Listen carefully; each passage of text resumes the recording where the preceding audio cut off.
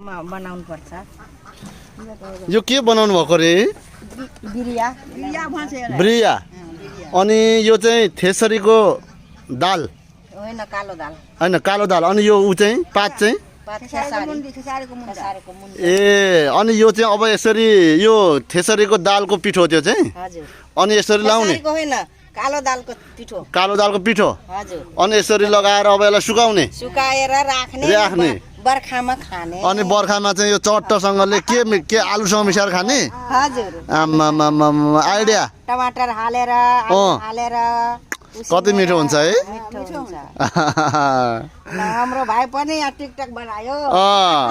भाइले टिकटक बनाउँदैछ अब टिकटकमा लाउँछ यो हामी चाहिँ अहिले सिसुवामा छौँ सिसुवा बोलेको छैन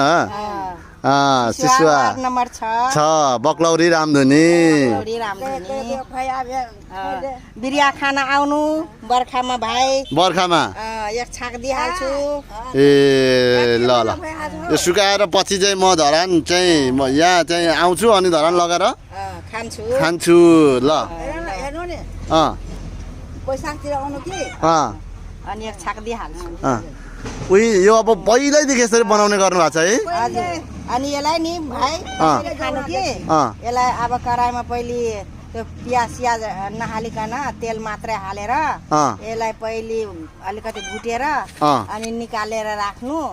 अनि आलु पाको कि आलु टमाटर पाको अनि यो लास्टमा हाल्नु पर्छ र हामी चाहिँ यसरी भोट माग्दै आएको भोट माग्दै आउँदाखेरि चाहिँ यसरी सिकाइदिनु अब यहाँ सिकाइदिनु भयो अब उहाँहरूले हामीलाई भोट पनि दिनुहुन्छ भोट दिनुहुन्छ नि त होइन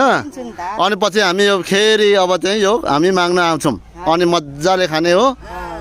है यसपाल अब चाहिँ तारा चिन्हमा मतदान गर्ने अनि यो सुकेपछि पछि हामी गर्छौँ ल हाम्रो उम्मेदवारलाई के भन्नुहुन्छ ल आशीर्वाद दिनुहुन्छ नि दिन्छ ल धन्यवाद छ भाइ धन्यवाद ल ओके ल